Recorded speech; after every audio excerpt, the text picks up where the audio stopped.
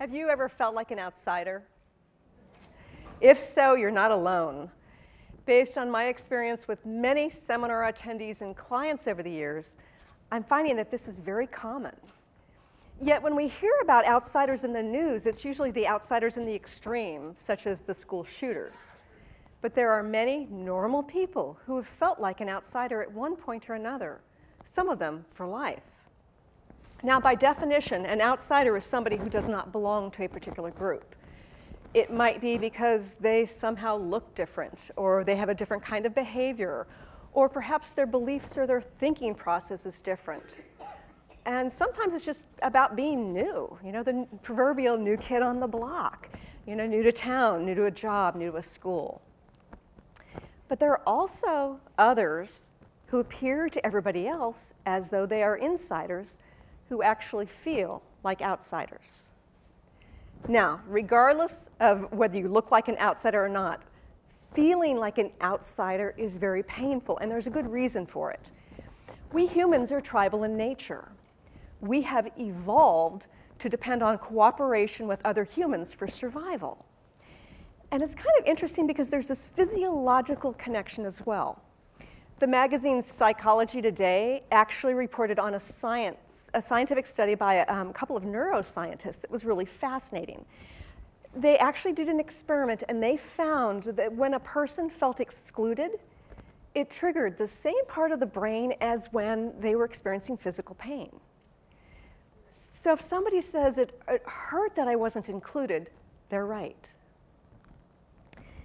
Now,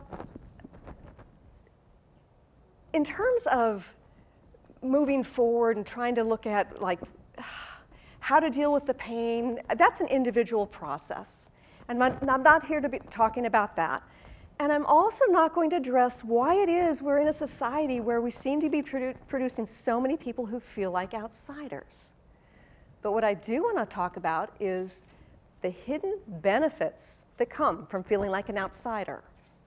And no, I'm not talking about what doesn't kill you, makes you stronger kind of benefits, but very specific, identifiable benefits. The first I recognized this was when I was looking back at the first time I personally felt like an outsider. And it was right after a childhood trauma. When I was a young child, I was molested. Now, it may surprise you that I'm just sort of casually talking about this, but it's really important that we get over the stigma associated with this because it is rampant. According to the Centers for Disease Control, in the United States, they estimate 17% of all males and 25% of all females have been sexually abused by the time they reach 18 years of age. And some experts think the statistics are actually much higher than that. So it's rampant. We need to talk about this. Now, the reason I'm personally sharing this with you today, it's not to engender your sympathy. And it's also not to say proudly that I'm a survivor, because I've found that the longer we wear that survivorship badge, the heavier and heavier it becomes, making it more difficult to step forward. Now, I wanted to share this because I discovered something fascinating when I looked back on this. When I was 5, I was sexually molested by a couple of teenage boys. Now, I have to tell you, it's confusing at such a young age to be sexualized. And it's painful at any age to be objectified or to be psychologically manipulated by somebody you trusted.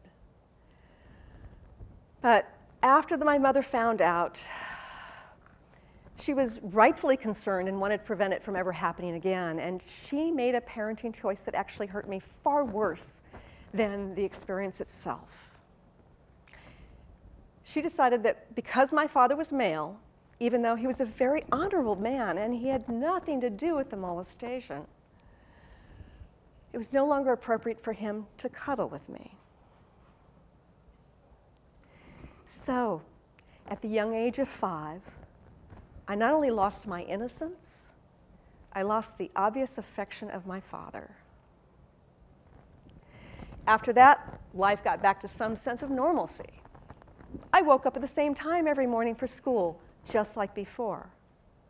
My father came home in the evening at dinner time while my mother was preparing supper, just like before. We ate dinner around the same kitchen table and drank iced tea from the same red thumbprint glasses that my parents had collected at the local gas station as free gift with purchase kind of thing. We watched the same TV programs every evening, just like before. And yet, for me, something felt different. It was like I was in the family, right? Still functioning well, and yet there was a part of me that felt like an outsider looking in. And I've come to discover that that's a really powerful place to be. Because as this outsider looking in, I could see what functioned well within the family, the belief systems, the behaviors, and what didn't. And ultimately, it has served me as I individuated into adulthood and made different choices for myself. So that brings me to the first potential gift of feeling like an outsider. It can force you to take that different vantage point on the outside looking in. And this place on the outside can be a place of neutrality, curiosity, a place to assess what works and what doesn't. Another potential gift of feeling like an outsider is it can show you where you're not being true to yourself. Let's say that you look like an insider to everybody else, but you're feeling like an outsider. That illuminates one of two things. First, it might be saying you're not fully expressing yourself. Or two, your life circumstances are not in alignment with who you are. I've worked with many clients over the years who actually began to understand they felt like outsiders in their life in one way or another, and they chose to leave dysfunctional relationships, careers that no longer sang to them, sang to their hearts, and they ended up feeling greater ease. I myself was in a difficult marriage for many years, and at one point I recognized, you know what? I'm feeling like an outsider in my own marriage. And I made the choice to leave, which gave me much greater joy and ease, even though there was some pain in the process. Another potential benefit of feeling like an outsider is it can direct you toward your greatness. Think about those ways in which you're different, where you're unique. It might be the way you think, it might be your sense of humor, the way you look, it actually might be something about your physicality. That can be your greatest gift when appreciated and properly nurtured. I think about some of the famous examples of the really unusual people who've gone on to do great things. Albert Einstein.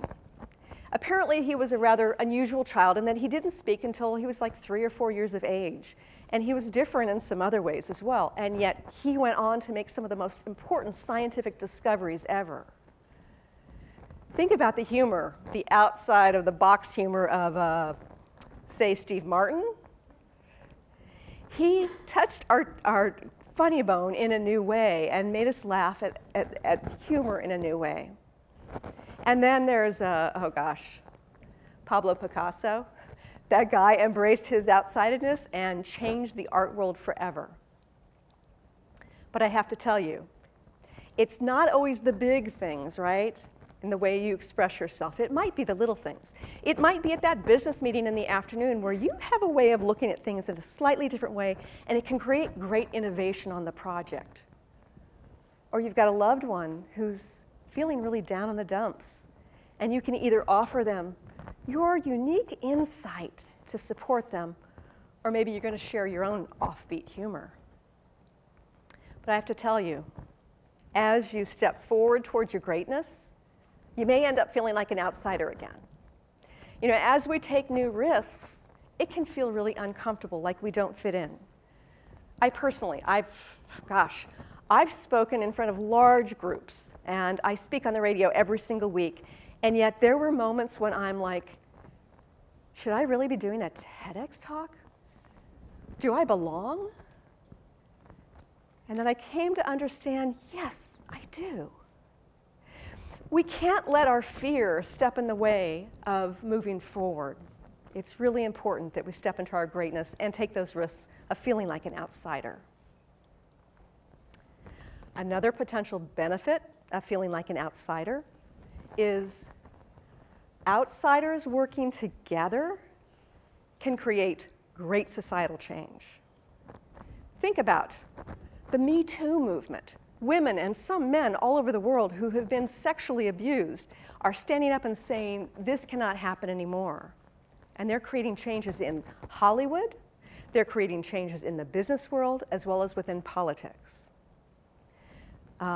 Think about the Vietnam War, the hippie movement. They ended up shifting things dramatically through protests that ultimately helped end America's involvement in that war. Think about the Parkland shooting survivors. Those kids in Parkland, Florida, here in the United States, who had to cower in fear as they were being shot at in school, watching some of their friends and teachers die. They're different now. They're outsiders in a different sort of way because most people will never experience that.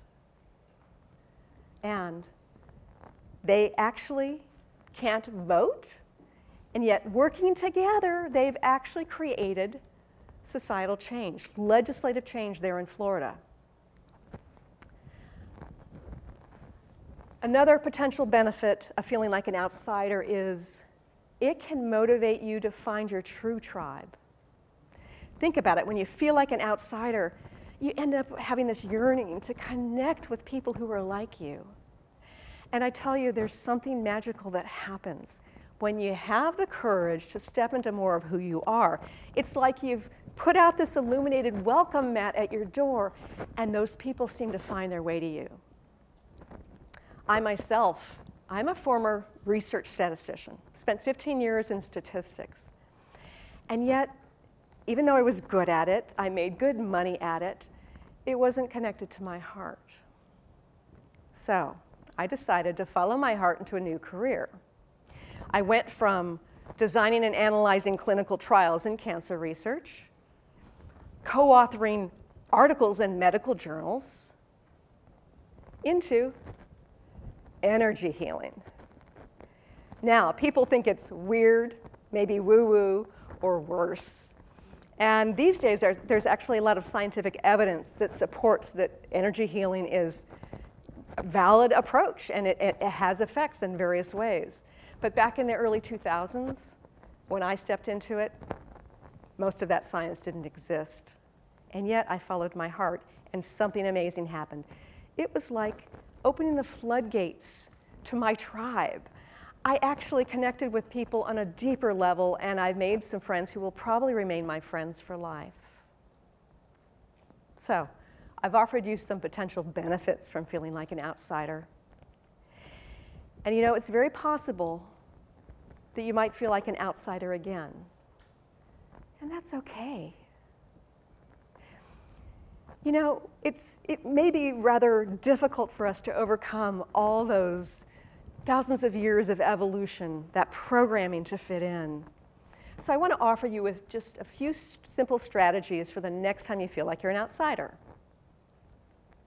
First thing, the next time you are feeling excluded, ask yourself this question. Do I care? I mean, really care? Sometimes if we kind of take a step back and look at the situation, we'll recognize it really doesn't matter. We just had this impulse to want to be included. We might look at that social situation we weren't invited to that evening and recognize, you know what?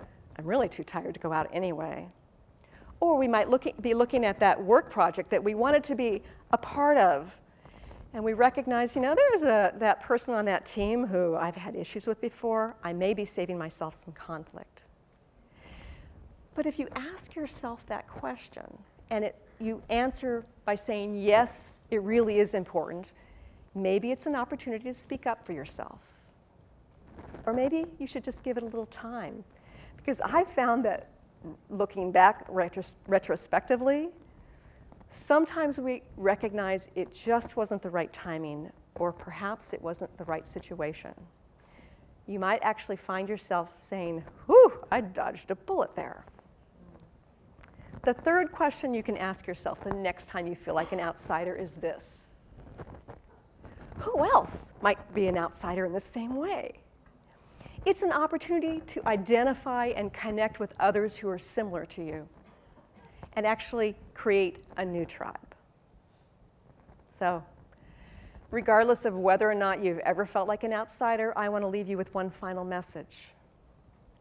I hope you have the inspiration and the courage to step into more of who you truly are.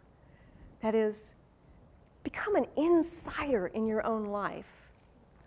Because it is when we step into the fullness of who we are, both individually and collectively, that we can have the greatest impact on our world.